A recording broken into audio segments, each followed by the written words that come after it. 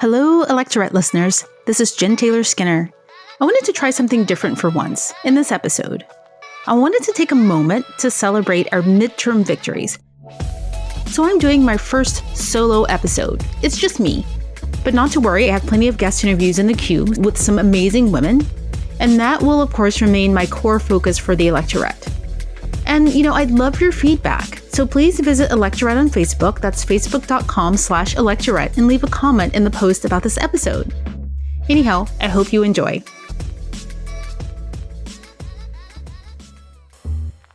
I'm Jen Taylor Skinner, and this is the Electorette. On this episode, grab 'em by the midterms. Isn't that nice? I'm in a pretty good mood right about now. Not only have Democrats won the House, this is the first time in the history of Congress that more than 100 women were projected to win seats in the House of Representatives. That's a big deal. Women have never held more than 84 seats out of the 435 seats in the House. Crazy. And Congress has been around for over 200 years. That's been 2 centuries. So I think it's fair to call this a pink wave. That's really what I want to explore in this episode. Who are these women? What makes this freshman crop of women a force to be reckoned with? They're different. These aren't your everyday candidates. These aren't your everyday politicians. These women are fighters, and they're outraged. They're going to bring passion to the job from their own personal experiences. These women, they aren't going to DC to play. I'm going to go through some of their backstories. I'm not going to go through all of the women, but some of the women that you may have heard of and some stories about them that you may or may not be familiar with. But I'm certain that their stories are going to inspire you like they did me. I was in awe of some of the things that they lived through. They've lived incredible lives. They've taken big risks to get here, and they represent us. They've earned their seats at the table. These women are going to DC, and I know in my heart that these women are going to light that town up like it's never been lit before. So let's meet a few of them, shall we? I am Rashida Tlaib, and I grew up in the blackest city in the country. And I grew up with teachers that told me about communities where they couldn't live, about lines they couldn't get in line in, and that jobs they couldn't get because of the color of their skin. Those are the roots. Those teachers, those mentors are in me. As a Palestinian brown girl from Southwest Detroit, where I grew up with 20 different ethnicities. That is the beauty of this country, what it can be. Did you hear the fire in her voice? That was Rashida Tlaib, and she is heading to Congress. Rashida Tlaib is from a working-class immigrant family from Detroit, and that clip is actually from the She the People Summit in San Francisco that happened a couple of months ago. I actually heard her speak there, and she was a powerhouse. She brought the house down. And when I heard her voice on stage, and I thought, man, that voice is going to be in Congress. I want her fighting for me. Rashida Tlaib grew up in Detroit in a predominantly Black community. She said that she was influenced by this experience and that, many of the Black residents in her community in Detroit, they had lived through the civil rights movement and had experienced racism. And she was influenced by that. So she really understands civil rights. She really understands what it means to fight. And she also understands what it means to be an immigrant. These intersections of her personality are really going to shape the way she sees her position and her role in Congress. But one of my favorite stories about Rashida Tlaib was a moment in 2016 at the Detroit Economic Club. Trump was there giving a speech. There were these women in the audience who were repeatedly shouting, trying to get Trump to speak out on his stance on sexual harassment. And Rashida Tlaib was one of those women. And of course, this is Trump. He's not going to answer that question. He's not going to answer what his stance is on sexual harassment. I mean, honestly, we all know his stance. Because, what did he say? He said, when you're a star, they just let you do it. You can do anything. You can do anything. That is Trump's stance on sexual harassment and on sexual assault. So anyway, so back to this moment. And there's a videotape of this, and I'll put a link to this videotape in the show notes. So at that moment, Rashida Tlaib, she was shouting, and she shouted from the audience, "Have you ever read the U.S. Constitution?" She called President Trump out from the audience. And then shortly after that, she was dragged out of the audience by security. And this video is really incredible. As security's dragging her out, she's still chanting and asking questions, and she's not backing down. And her body language is so fiery and passionate. In this video, she's kind of jumping up and down and she's making sure that her questions are heard. At the same time, she's being dragged up by security. She's unafraid and she's unbothered. In a later interview, someone asked her about this moment, and you know what she said? Rashida Tlaib said, "I'm going to bring my bullhorn to the floor of Congress." Rashida Tlaib is going to Congress to fight for us.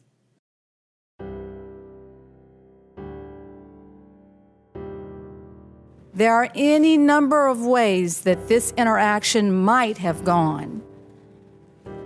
But there was only one way it could have ended once a gun entered the equation. In Florida, over 1 million people carry concealed weapons. Additionally, 10 to 15,000 more Floridians are approved to carry guns in public every month, faster than any state in the nation. Nationally, Florida has some of the loosest permitting requirements. Automobile glove boxes are becoming modern-day gun boxes. In his glove box, Michael Dunn kept a 9mm semi-automatic gun along with 2 loaded magazines. Once he had unloaded his gun at my son and his teenage friends, he immediately went back to his hotel, ordered a pizza, and slept. That was Lucy McBath testifying in a 2017 Senate hearing against the Stand Your Ground laws. She won in Georgia's 6th congressional district, and you may have heard of Lucy McBath.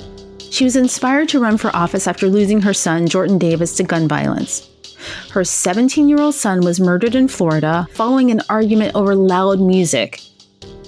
And ever since then, Lucy McBath has been there for the fight. Here's another thing that you may not know about Lucy McBath. She survived breast cancer twice. The most heartbreaking thing about Lucy McBath's story is that her son, Jordan Davis, wasn't supposed to be in Florida. He was there while McBath was recovering from a second bout of breast cancer.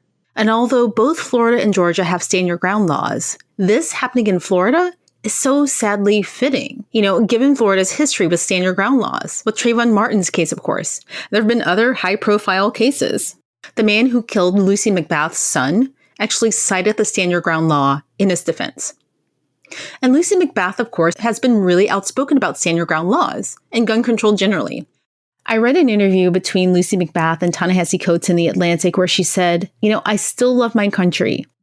It's the only country we have. And I still believe that there are people who believe in justice and fairness. I still believe that there are people who don't make judgments about people based on the color of their skin."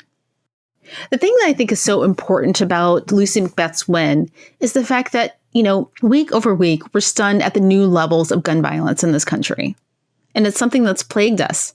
Lucy McBath campaigned against the Stand Your Ground laws, and she was also the national spokesperson for Moms Demand Action for Gun Sense.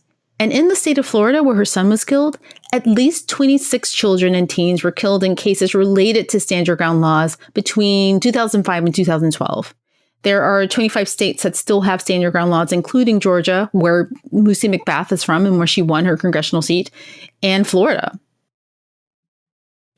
But I want you to think about this timeline leading up to Lucy McBath's candidacy. So her son, Jordan Davis, was shot and killed in November of 2012. Sandy Hook happened in December of the same year, December of 2012. A day after Sandy Hook, Moms Demand Action for Gun Sense in America was founded on December 15, 2012. That was just one day after the Sandy Hook elementary school shooting. In 2014, Lucy McBath became the national spokesperson for Moms Demand Action. And following the Parkland shooting in February of this year, Lucy McBath announced her run for Congress.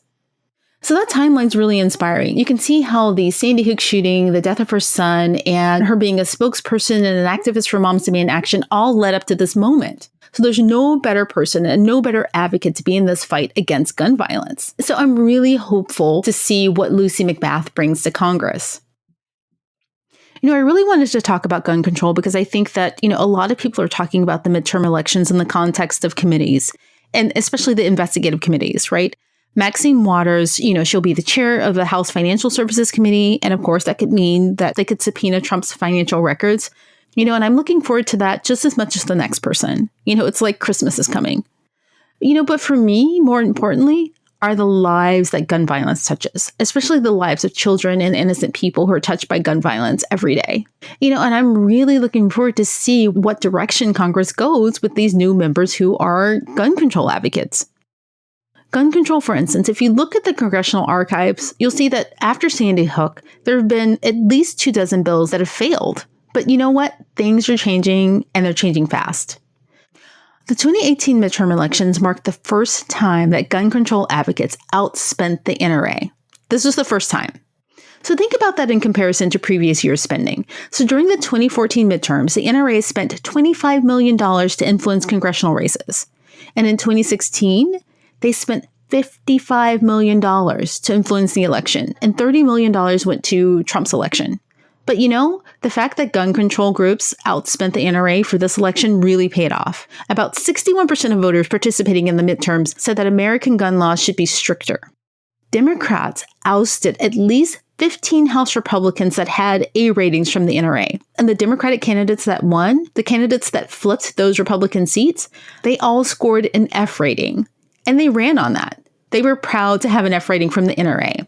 And you know why that's so important? Our Democratic candidates are going to make it so shameful to have a favorable rating from the NRA that you won't be able to win a race with anything higher than an F rating. But Lucy McBath is just one candidate that ran on gun control. There was a record number of ads. I think there was something around 125,000 ads, political ads for midterms, for House seats, Senate seats, and gubernatorial races that made gun control central to their messaging. And at least 17 newly elected House Democrats back stricter gun laws. And that includes Jennifer Wexton of North Virginia, Abigail Spanberger of New Jersey, and Elaine Luria of Virginia. Abigail Spanberger is interesting. She's a former CIA operative, and she was backed by the Gabby Giffords Organization Against Gun Violence for her stance on tougher gun laws. She's even talked about having to carry a gun every day for her job. So she understands what it means to be a responsible gun owner. And Jennifer Wexton of North Virginia, as a senator, she voted for bills that would establish universal background checks and close gun show loopholes and ban bump stocks. Elaine Luria of Virginia, she's a Navy veteran. She spent 20 years in the Navy. She was deployed 6 times. She just retired from the Navy in June of 2017, and she was also endorsed by Gabby Giffords. So all 3 of these women, in addition to Lucy McBath, made gun control a central theme of their campaigns. Now, I don't want to imply that we're out of the woods here, right? There still needs to be support from the Senate, where the Democrats don't have the majority, and of course, from the executive branch, which has proven to be pretty useless in standing up to the NRA. But the tide is turning. This could be the beginning of the end of the NRA's influence over politics, and of course, the end of this deadly gun culture here in this country.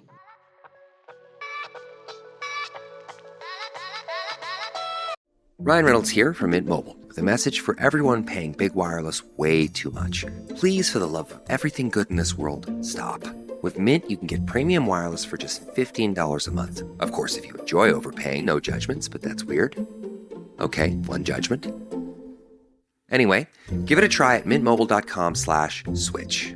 Upfront payment of $45 for 3-month plan, equivalent to $15 per month required. Intro rate first 3 months only, then full price plan options available. Taxes and fees extra. See full terms at mintmobile.com. You found your person. Now let the Knot help you with everything else. The Knot connects you to the wedding inspo, vendors, venues, and planning tools you need to make your day totally you.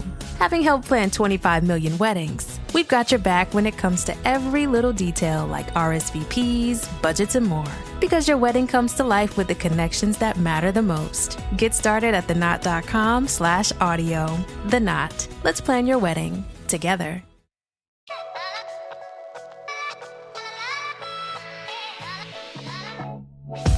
Another woman who made history this year is Sharice Davids of Kansas. The world was first introduced to Sharice Davids in her powerful campaign ad. She's in this boxing ring, right? And she's throwing these punches at this punching bag. She's wearing a t-shirt that says strong, resilient, and indigenous. And, when I saw this, I thought, who is this person? Who is this woman? Well, now I know. Sharice Davids she was, an MMA fighter. She's also the first openly LGBTQ Kansan and one of the first 2 Native American women elected to Congress. And she was also raised by a single mom. Are you seeing the pattern here? These women aren't from privileged backgrounds. Earlier this year, Sharice Davids was actually arrested for protesting at the Capitol on behalf of Dreamers. And on Twitter, she said of her arrest, I'm proud that I was arrested fighting for Dreamers. I'm proud of everyone who takes a stand and works to amplify their voices. Sharice Davids is a fighter, both literally and figuratively, and we're sending her to the House. Deb Haaland, of course, of New Mexico, who also won her congressional race, is making history as one of 2 Native American women going to the House, along with Sharice Davids. She has a strong stance on climate change, and she's driven in part by the fact that New Mexico has been plagued by severe drought. 13 of the 20 most water-poor counties in the U.S. are majority Native. When I think about both Deb Haaland and Sharice Davids, I'm reminded of the attempts at voter suppression in Native communities during the midterms. Remember that in North Dakota? So their representation in Congress matters for, this really important reason. And for the simple fact that, frankly, it's been 200 years, people.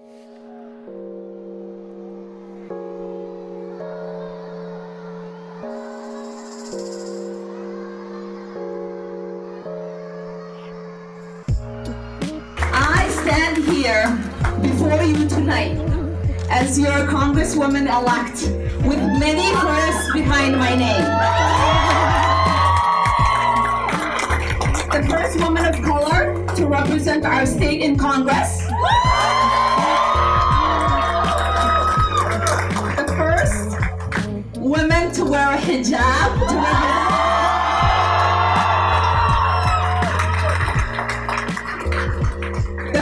Refugee ever elected to Congress.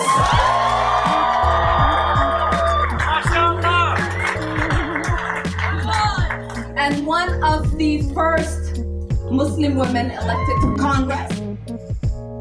That was Ilhan Omar. Ilhan Omar is one of 2 of the first Muslim women to be elected to the House of Representatives, along with Rashida Tlaib. So I really want you to take a moment to absorb Ilhan Omar's backstory. Her family fled the civil war in Somalia, and at age 8, she spent the next 4 years in a refugee camp in Kenya. Then at age 12, in 1995, she moved to the US, where she spoke no English. I wonder if that 8-year-old girl, as she fled her home country, a country, by the way, that's currently on the US travel ban list, I wonder if she could have imagined herself making history as the first woman to wear hijab in the U.S. House of Representatives, the first Somali American legislator, and one of the first Muslim women in the House of Representatives. When I think about Omar walking into that chamber, I'm so moved. I'm so moved. And I'm proud.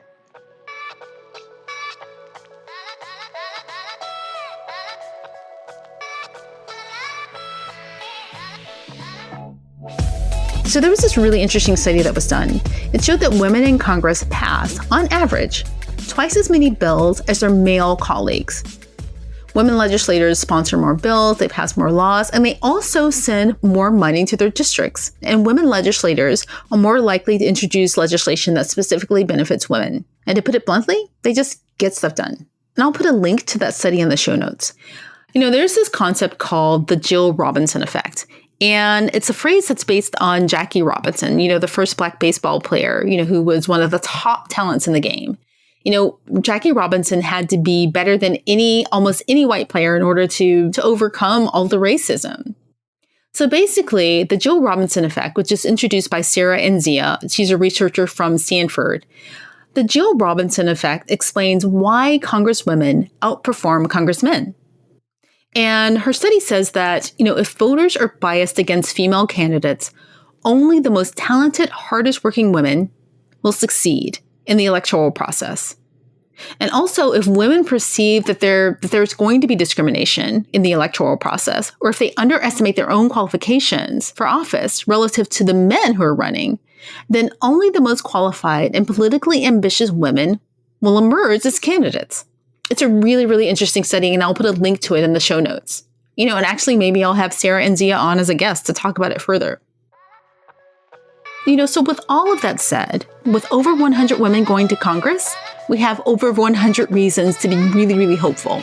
And that's a lot of fighters.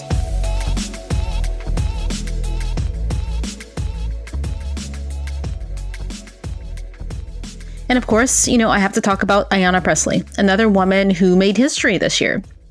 She's the first Black woman, the first woman of color from Massachusetts to serve in the House of Representatives. But that wasn't her only first. She was also the first Black woman elected to the Boston City Council.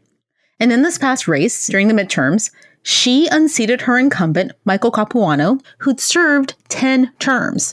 Another important thing about Ayanna Pressley is that she's talked in the past about being a survivor of sexual assault while she was in college. And I think that's really important for the fact that one of the criticisms that we've heard about, the Me Too movement and feminism around, sexual assault is that it hasn't been fully inclusive. Although the Me Too movement was initially launched by Tarana Burke, who's also a Black woman, following that, one of the criticisms is that it has not been inclusive to the experiences of women of color. So I think that someone at Ayanna Pressley's level, with her visibility and her leadership, it's really important that she's being open about this. And I think that's really admirable. Now, I don't think that women are required to do this, right? I think that, having women wear their pain on their sleeves or share their personal experiences so publicly, it should not be a requirement. But I think that when it is done, especially by a Black woman, especially by a woman of color, a woman whose election is historic, I think that that's valuable beyond words. And I, for one, appreciate it.